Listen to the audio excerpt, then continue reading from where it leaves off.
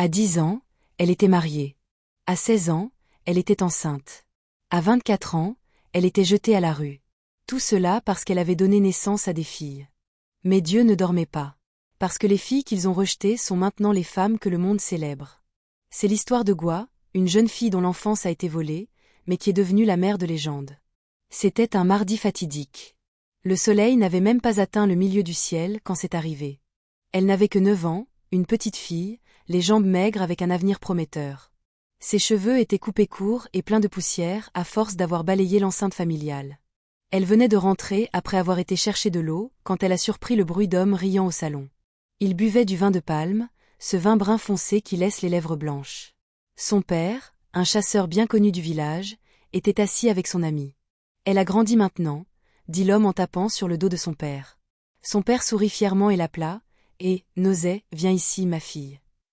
Elle s'essuya le visage avec le bord de son pagne et courut vers eux pieds nus, innocente. L'homme la regarda de la tête aux pieds, un regard qui la mit mal à l'aise. Elle se cacha derrière la chaise de son père. Je marierai ta fille à mon fils un jour, retiens mes paroles. Aucune autre fille. Je vais même commencer à payer maintenant. Garde-la moi. Petit à petit, NDT, small. Tout le monde rit. Elle ne comprenait pas. Elle pensait qu'il plaisantait. Comme les adultes vous taquinent parfois en disant que vous êtes une grande dame. Mais ce n'était pas une blague, car 3 mois plus tard, ils ont apporté de la noix de cola, puis du vin de palme, puis des pagnes, puis 10 shillings, et au milieu de tout cela, ils ont appelé son nom. Elle ne savait même pas quoi dire. Elle est restée là, agrippée au pagne de sa mère, confuse. Pourquoi est-ce qu'il m'attache un pagne? Pourquoi tout le monde me sourit comme si je n'étais pas juste une enfant? Son père était assis au milieu, souriant comme un roi. Viens ici. Agenouille-toi. Salue ta belle famille. Elle est petite maintenant, mais elle grandira. Mon fils attend. Elle regarda sa mère, les yeux baissés, silencieuse, impuissante. Et c'est ainsi que son nom fut cédé. Ils ont appelé cela un mariage. Mais ce qu'ils lui ont fait était un vol. Ils ont volé son enfance. Ils ont volé ses jeux. Ils ont volé son sommeil. Elle a été donnée à un homme qu'elle connaissait à peine, juste parce que son père voulait faire plaisir à un vieil ami. Au moment où elle a eu 16 ans, elle avait déjà cessé de rêver. Elle avait appris à saigner discrètement pendant ses règles parce que son mari ne voulait rien entendre des problèmes de femme. Elle avait également appris à compter les semaines entre ses coups. Parce que chaque fois qu'elle cuisinait et qu'il n'aimait pas, il la giflait. Chaque fois qu'elle le saluait et qu'il ne se sentait pas assez respecté, il lui jetait sa chaussure. Parfois, c'était pour rien. Elle était juste assise sous l'arbre à attacher du bois de chauffage et il entrait et l'accusait d'être paresseuse.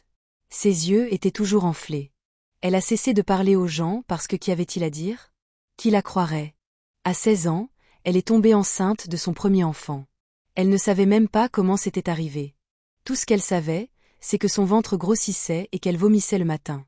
Mais elle devait toujours balayer, cuisiner, travailler à la ferme et continuer à ouvrir les jambes la nuit. Au moment où elle a accouché, hurlant de douleur, sans analgésique, sans mère pour lui tenir la main, tout ce qu'il voulait savoir, c'était « garçon ou fille ». Félicitations, monsieur. Votre femme a donné naissance à une petite fille. La pièce devint silencieuse. Une fille? Demanda-t-il à nouveau. Il partit sans même demander si elle allait bien. Elle sourit quand même parce qu'elle aimait le bébé. Elle ne savait pas que cette petite fille serait la première raison pour laquelle elle était haïe. À 18 ans, elle a eu son deuxième, une autre fille. Cette fois, l'homme n'est même pas allé à l'hôpital avec elle. Il n'a envoyé que sa mère pour aller confirmer ce qu'elle avait mis au monde. Une autre fille. Sa souffrance s'est aggravée. Peu importe ce qu'elle faisait, ce n'était jamais assez. Utérus inutile. Quel genre de femme donne naissance à des filles et à aucun fils? Criait-il. Elle pleurait et nettoyait le sang de son pagne avant que les enfants ne se réveillent. À 19 ans, elle a eu une autre fille. Puis encore à 20 ans, puis 22 ans, puis 24 ans. 5 filles. Et à chaque naissance, les coups empiraient. La haine s'aggravait. Le rejet devenait plus fort. Ils ont commencé à l'enfermer dehors la nuit avec ses enfants. Pas de nourriture. Parfois sous la pluie. L'homme a cessé de prendre soin d'elle et des enfants. Elle s'agenouillait pour le supplier de lui donner de l'argent pour que les enfants puissent aller à l'école. Mais il la giflait et disait « L'école? Quelle école? Tu veux que je forme ces filles inutiles que tu appelles enfants? Jamais. Je ne peux pas gaspiller mon argent sur elles. Les filles finiront toujours par apporter la honte. L'éducation d'une femme se termine à la cuisine, disait-il.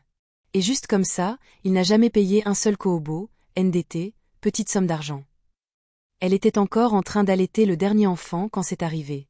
Encore la pluie. Elle épluchait de l'igname à l'arrière de la maison quand la voix est venue, froide. Définitive. Fais tes affaires. Tu t'en vas. Tu retournes chez ton père. Quoi? Qu'est-ce que j'ai fait? Pas de réponse. Tu veux me tuer avec seulement des filles? Tu n'as pas honte? Il ne l'a même pas regardée. Sa belle-mère est sortie, a attaché son sac avec une corde et l'a jeté dehors. Même les animaux donnent naissance à des enfants mâles. Va-t'en, femme inutile et honteuse. Tu veux détruire la vie de mon fils avec ton utérus misérable. Trempé par la pluie. Bébé pleurant sur son dos. 4 filles s'accrochant à sa jupe. Ce fut le moment où elle devint sans abri. Mais où irait-elle? Son père était mort. Sa mère était vieille et malade. Et même si elle y retournait, à quoi retournerait-elle? Elle a supplié. Elle a pleuré. Elle s'est même agenouillée sur ses genoux écorchés et a dit, « S'il vous plaît, je vais travailler. Je vais cuisiner. Je vais essayer à nouveau. Ne me jetez pas dehors. Je n'ai nulle part où aller. » Mais il s'en fichait. Et c'est ainsi qu'une femme avec 5 filles a été laissée dans la rue sans nulle part où aller. Pas de mari, pas d'argent, pas de soutien, juste de la douleur, des larmes et 5 petites filles levant les yeux vers elle. « Maman, où allons-nous? » Quelque part où l'on ne nous battra pas. Cette nuit-là, la pluie est tombée comme si le ciel était en colère. Elle n'avait nulle part où aller. Elle se tenait dans l'obscurité. Son pagne était trempé. Sa fille nouveau-née pressée contre sa poitrine, pleurant faiblement.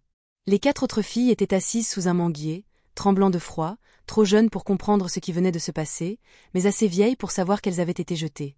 Elle essuya ses yeux avec sa main nue, même si les larmes se mélangeaient à la pluie et ne s'arrêtaient pas de toute façon. Elle regarda ses filles et murmura, « Je ne vous laisserai pas souffrir. Je ne sais pas comment, mais je trouverai un moyen. Même si je dois porter des pierres sur ma tête pour vous nourrir. » Elle a réussi à trouver un endroit cette nuit-là, un banc en bois. 3 filles sur le banc, 2 par terre. Elle est restée éveillée, tenant son bébé, écoutant le tonnerre, suppliant Dieu, « S'il te plaît, ne laisse pas mes enfants mourir de froid cette nuit. » Le matin est arrivé comme une punition. Elle a marché jusqu'à la maison de la cousine de sa mère dans le village voisin. La femme a ouvert la porte, a vu son visage et a secoué la tête. « Toi? Qu'est-ce qui s'est encore passé? » Elle s'est agenouillée immédiatement. « Tantine, s'il te plaît. Je n'ai nulle part où aller. Ils m'ont chassée. Je viens d'accoucher. S'il te plaît, aide-moi. Juste une semaine. Juste une semaine pour que le bébé reprenne des forces. » La femme se gratta la tête. « Reste, mais ne reste pas longtemps. Mon mari ne va pas aimer ça. » Elle sourit faiblement. « Merci. Que Dieu vous bénisse. » Mais ce qu'elle ne savait pas, c'est que chaque grain de riz qu'elle cuisinerait dans cette maison serait compté. Que ses enfants seraient insultés comme des mendiantes. Qu'elle entendrait des choses comme « Alors c'est ça que tu as ramené de ton mariage? 5 fardeaux ?» Elle balayait. Elle allait chercher de l'eau. Elle lavait toutes les toilettes de l'enceinte. Pourtant, il grognait. La nuit, il disait « Fermez la porte. Nous ne voulons pas que la toux des enfants nous rende malades. » Elle pleurait en silence. Et à la 6e nuit, ils lui ont dit de partir. « Notre maison n'est pas une œuvre de charité. Tu n'es pas la seule femme qui souffre. » Alors elle est repartie. Elle est entrée dans une église, une de ces petites églises en robe blanche. Elle a tout expliqué et a supplié la prophétesse de la laisser rester un moment. La prophétesse la regarda avec pitié. « Madame, restez ici aussi longtemps que vous voulez. » L'église lui donna une pièce derrière le bâtiment. Ce n'était pas vraiment une pièce, juste un petit espace sans porte, sans plafond, et des rats partout. Mais elle les remercia. Elle utilisa des pagnes pour couvrir les côtés. C'était désormais sa maison. Elle a commencé à travailler, lavant des vêtements pour les gens, allant chercher de l'eau, ramassant du bois de chauffage, faisant frire du gari, semoule de manioc, dans les fermes des gens pour 300 unités monétaires par jour. Certains jours, elle ne mangeait pas. Elle prétendait à ses filles qu'elle avait déjà mangé. « J'ai mangé chez tante Rose », disait-elle, mentant parce qu'elle ne voulait pas qu'elle s'inquiète. Elle est devenue à la fois mère et père. Elle marchait pieds nus jusqu'au marché tous les samedis pour vendre du gari. La chaleur de la route brûlait ses pieds. Mais elle continuait. Elle ne suppliait personne. Elle ne prenait aucun raccourci. Elle travaillait, travaillait et travaillait. Un jour, sa 3e fille lui demanda « Maman, sommes-nous pauvres? Elle sourit et dit, non, nous sommes juste dans une petite pièce pour l'instant. Mais un jour, nous vivrons dans une maison avec des fleurs. Les filles ont ri. Elles la croyaient. Elles n'avaient aucune raison de ne pas la croire car pour elles, elle était la femme la plus forte du monde. Puis vint la maladie. Elle s'est effondrée un soir en faisant frire du gari. La chaleur était trop forte. Elle n'avait pas mangé. Sa tension artérielle avait chuté.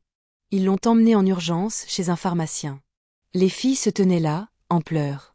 Leur mère, la seule personne qu'elles avaient, était allongée, inerte. Le pharmacien dit, elle est faible. Elle a besoin de repos. Elle a besoin de nourriture. Elle a besoin d'aide. Mais il n'y avait pas de repos. Pas de nourriture. Pas d'aide. Alors elle se releva. Son pagne à peine attaché, elle retourna travailler le lendemain. Parce qu'elle avait 5 bouches à nourrir. Et le monde se fichait qu'elle soit fatiguée. Un jour, quelqu'un lui dit, tu dois envoyer ces filles au village. Laisse-les aller vivre chez tes parents. Tu ne peux pas toutes les élever. Elles sont à moi. Je les ai portées dans mon ventre. Je les porterai aussi dans ma vie. Je ne les disperserai pas. Je ne les donnerai pas. Ils se moquaient d'elles. Tu verras. Elles vont grandir et te quitter, des filles ingrates. Elle répondit, laisse-les grandir d'abord. Laisse-moi les nourrir d'abord. Même si elles partent, elles sauront que leur mère a essayé. Et elle a essayé. Elle a souffert. Elle a survécu. Et ces filles, elles ont tout vu. Elles l'ont vu tomber et se relever, tomber à nouveau et se relever encore. Elles n'ont jamais oublié. Le temps passait. Les saisons changeaient. Les pluies allaient et venaient. Le vent sec de l'harmattan gerçait les lèvres des enfants, mais elle les frottait quand même avec de l'huile de palmiste. Elles n'avaient pas les moyens d'acheter de la vaseline, mais elles pouvaient se permettre l'amour, et c'est ce qu'elle leur donnait chaque jour. Elle se réveillait avant le chant du coq, nouait 2 pagnes sur sa poitrine, faisait bouillir de l'eau avec du bois de chauffage et baignait les 5 filles l'une après l'autre avant de les accompagner à l'école. Oui, l'école. Elle a pu les inscrire à l'école gouvernementale. L'école était gratuite, mais la nourriture ne l'était pas. Alors, elle vendait de l'acamu, bouilli de maïs, le matin, du bois de chauffage l'après-midi, du poivre moulu la nuit. Chaque kohobo qu'elle gagnait, elle le divisait en 5. Et si ce n'était pas assez, elle se couchait le ventre vide. Les filles ne le savaient pas. Elle ne leur disait pas, car pour elle, la maternité n'était pas une question de crier ses sacrifices. C'était de les faire, même lorsque personne ne disait merci. La première fille, Chison, aimait les livres. Même à 6 ans, elle lisait n'importe quel papier qu'elle voyait par terre. Un jour, l'institutrice est venue au complexe de l'église et a dit « Madame, votre fille est douée. Elle arrive toujours première. S'il vous plaît, ne la laissez pas abandonner. » Elle sourit. Je ne le ferai pas, mais à l'intérieur, elle avait peur car l'inscription au West African Examination Council, WAEC, arrivait et elle coûtait 10 500 cents, unité monétaire. Où allait-elle la trouver? Elle a commencé à économiser chaque kohobo, chaque pièce, chaque monnaie restante. Et elle a payé. Quand Chison a réussi l'examen avec brio, elle a pleuré. Pas à cause du résultat, mais à cause du voyage. Ce relevé de notes n'était pas juste du papier. C'était le trophée de sa douleur. La deuxième fille, Amaka, était différente. Elle était audacieuse, forte, se battant toujours pour les plus jeunes. Un jour, un garçon l'a giflée à l'école et a dit « Ta mère est une mendiante ». Amaka l'a battue, a déchiré sa chemise, lui a ensanglanté le nez. Quand ils ont appelé la mère à l'école, elle a baissé la tête de honte. Mais Amaka a dit « Je me fiche de la façon dont il t'appelle. Tu es ma mère. Tu n'es pas une mendiante. Tu es une guerrière. » La troisième fille, Yoma, a commencé à apprendre à coudre. Elle ramassait des pagnes déchirées, des fermetures éclairs cassées, de vieux jeans dans la poubelle et les transformait en jupes. Un jour, une femme est venue de la ville et a dit « Qui a fait cette robe ?» Ils ont montré Yoma. La femme l'a emmenée à la ville et l'a formée. Elle est devenue l'une des créatrices de mode les plus célèbres de la ville. À présent, la 5e fille n'avait que 10 ans, la dernière née. Son nom était Amanda. Elle ne comprenait pas tout, mais elle observait toujours. Elle s'asseyait dans le coin et écoutait sa mère parler à Dieu chaque nuit. « Père, bénis mes filles. Même si ma vie se termine dans cet endroit, que la leur ne se termine pas comme la mienne. Fais-les voler. Même si je dois ramper jusqu'à ma mort. » La petite fille demandait « Maman, pourquoi pleures-tu devant Dieu ?» Et elle répondait « Parce qu'il est le seul qui écoute les femmes pauvres. » Puis vint la percée. Chison, la première fille, fut admise à l'université. Le jour où la lettre est arrivée, sa mère l'a tenue dans ses mains et a juste regardé fixement. Elle n'a pas pleuré. Elle n'a pas ri. Elle est restée là, comme si le monde avait cessé de bouger. Elle a finalement dit, « Alors, les femmes pauvres aussi peuvent avoir des filles à l'université ?» Les gens se moquaient d'elle. « Tu souffres comme ça juste pour former des filles, des enfants qui devraient être mariés maintenant. » Mais elle ne leur a pas répondu parce qu'elle savait ce qu'elle faisait. Elle construisait un avenir avec son propre sang. À l'université, Shizon travaillait dur. Elle nettoyait des maisons, donnait des cours particuliers pour 100, unités monétaires, de l'heure, mangeait une fois par jour. Mais elle ne se plaignait pas parce que chaque fois qu'elle se souvenait de sa mère rôtissant au soleil en vendant de l'okpa, haricots cornilles, son cœur s'enflammait. Je ne dois pas échouer. Je ne dois pas échouer. Je ne dois pas échouer. C'est devenu sa chanson. Elle a obtenu son diplôme avec les honneurs, mention first class. Et le jour de la collation des grades, ils ont appelé son nom au microphone. Mademoiselle Shizon Okafor, meilleure diplômée. Sa mère n'avait pas les moyens de se payer la toge. Alors elle se tenait à l'arrière dans un pagne emprunté. Mais quand ils ont donné le microphone à Shizon pour parler, elle a pointé du doigt. Cette femme à l'arrière, c'est la raison pour laquelle je suis ici aujourd'hui. Ils ont dit qu'elle était inutile parce qu'elle n'avait que des filles.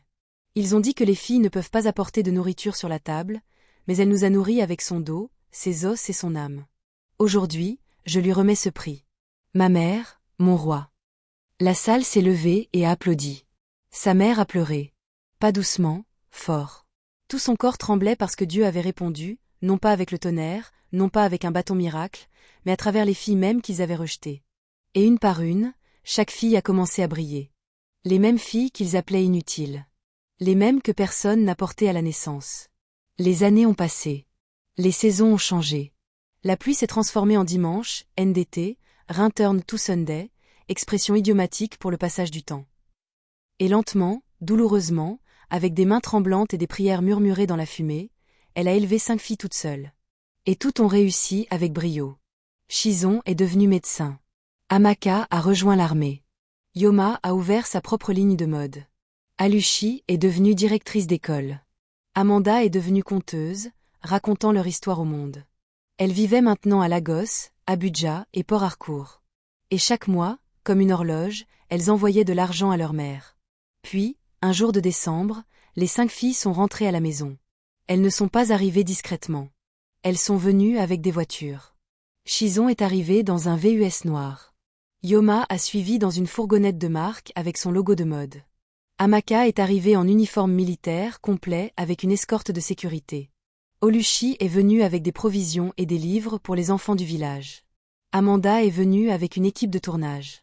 Elles ont dit à leur mère de fermer les yeux et de les suivre. Elles avaient une surprise. Elle obéit. Quand elle les a ouverts, une maison se dressait derrière elle. Mur bleu ciel, cadre de fenêtres dorées, sol carrelé, 4 chambres, une cuisine avec un micro-ondes, un réfrigérateur, une machine à laver, et même un fauteuil à bascule avec son nom gravé dans le bois, Mama Neosi, reine de la force. Elle s'effondra à genoux, les larmes coulant à flots. Mon Dieu, est-ce cela que tu préparais depuis tout ce temps?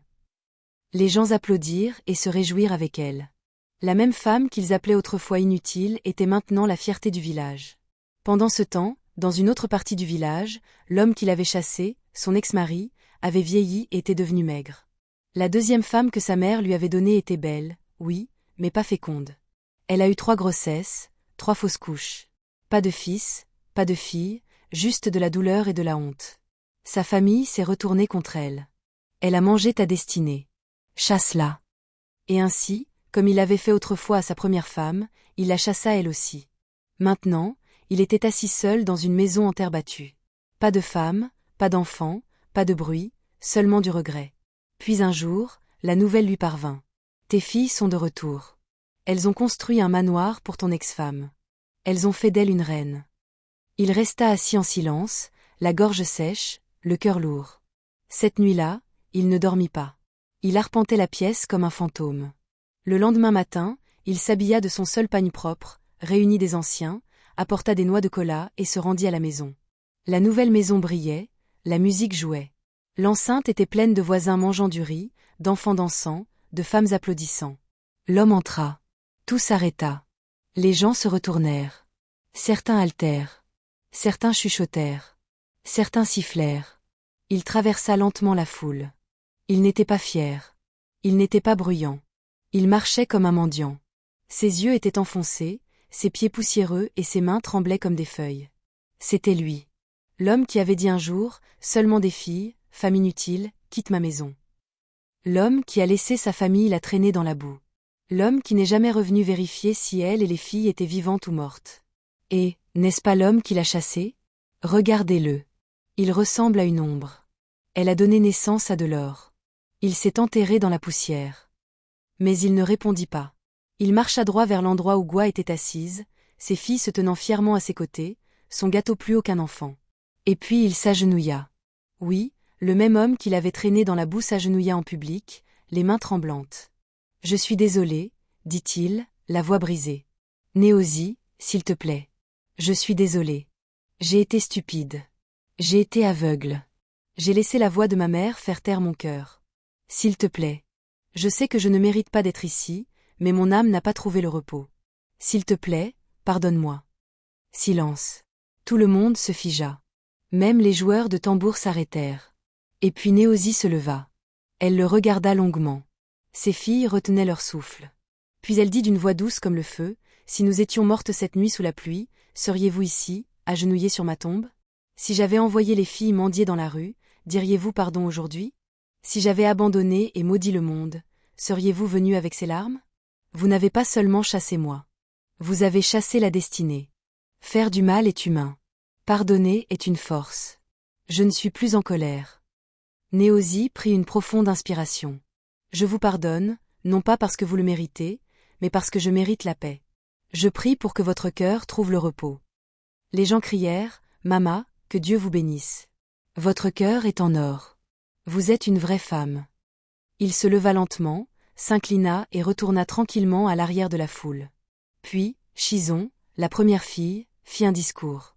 Elle tenait le microphone avec des mains tremblantes, sa voix remplie d'émotion. « Maman, commença-t-elle, te souviens-tu du jour où nous n'avions pas de sel dans la maison et où tu as moulu des feuilles séchées pour nous cuisiner de la soupe? Te souviens-tu d'avoir attaché 2 pagnes sur ta poitrine pour nous accompagner à l'école sous la pluie? Te souviens-tu du jour où ils ont dit que nous étions des fardeaux? Maman, nous ne sommes pas des fardeaux aujourd'hui. Tu es notre reine. Tu es notre commencement. Tu es la mère des légendes. » Puis elle s'agenouilla. Les 5 filles s'agenouillèrent devant elle. Alors vint le moment de la journée. Un tout nouveau Toyota Highlander blanc fut conduit, décoré de rubans. Amanda tenait le microphone. « Ce n'est pas seulement une voiture. C'est un message à notre mère. Que tu n'as pas échoué. Que Dieu t'a vu. Que ton labeur n'a pas été vain. » Elles lui remirent la clé. Elle pleura ouvertement. « Je pensais que je mourrais dans la pauvreté, » dit-elle. « Mais regardez ce que Dieu a fait. » La foule devint silencieuse. Le maître de cérémonie chuchota dans le microphone. « Si vous êtes assis, veuillez vous lever et honorer cette femme, » et tout le monde se leva. Pas une seule personne ne resta assise. Ils applaudirent. Certains crièrent, « Que Dieu vous bénisse, Mama. » D'autres pleuraient, parce que ce qu'ils voyaient devant eux n'était pas seulement une femme. C'était un pilier. Ce soir-là, la femme qui avait autrefois dormi sur un sol d'église était maintenant allongée sur un matelas en mousse dans sa propre chambre. Elle tenait un album photo, feuilletant les images. Chison dans sa toge de diplômée. Amaka dans son uniforme militaire. Yoma à côté de sa nouvelle boutique de mode. Oluchi enseignant dans une école. Amanda avec ses bébés jumeaux. Des larmes coulaient à nouveau sur ses joues. Mais cette fois, elles n'étaient pas dues à la faim, ni à la douleur, ni à la solitude. Ces larmes étaient paisibles. C'étaient les larmes d'une femme qui savait que Dieu l'avait entendue. Aujourd'hui, les gens viennent la voir pour des conseils. « Mama, comment avez-vous fait? Comment avez-vous élevé ces filles sans devenir folle ?» Elle rit doucement. « Je n'ai rien fait. Je les ai juste tenues fermement. Je n'ai jamais lâché. Même quand le monde m'a dit que je devais le faire. » Elle dit aux jeunes mères, « Aucun enfant n'est inutile. Aucune fille n'est une malédiction. Formez-les, nourrissez-les, parlez pour elles. Un jour, les mêmes filles dont on s'est moqué deviendront votre fierté. » Un jour, une jeune fille est venue chez elle en pleurant. Son mari l'avait chassée pour ne pas avoir donné naissance à un garçon. La femme l'a accueillie, l'a nourrie, l'a écoutée. Puis elle a touché la main de la fille et a dit « Laisse-moi te dire quelque chose qu'on n'enseigne pas à l'école. Les garçons ne sont pas ton billet pour l'amour. Les filles ne sont pas ta punition. Tu n'es pas moins une femme à cause de ce que tu as enfanté. Tu es une femme complète à cause de la façon dont tu aimes, pas de ce que ton utérus produit. Cette fille l'appelle maintenant Mama. Beaucoup d'autres aussi. Son nom est maintenant connu dans les églises, dans les réunions de femmes, lors des événements familiaux. Quand on parle de force, on l'appelle par son nom. Quand on raconte des histoires de maternité, on la montre du doigt. Elle n'est plus la femme avec seulement des filles. Elle est maintenant la femme qui a bâti des empires à main nue. Un jour, un voisin demanda à son ex-mari, « Olga, monsieur, le regrettez-vous » Il détourna les yeux et répondit, « Je regrette de ne pas avoir vu clairement. Je regrette d'avoir pensé que les filles signifiaient l'échec. Je regrette d'avoir oublié que l'enfant que vous jetez aujourd'hui pourrait être le seul à vous nourrir demain. »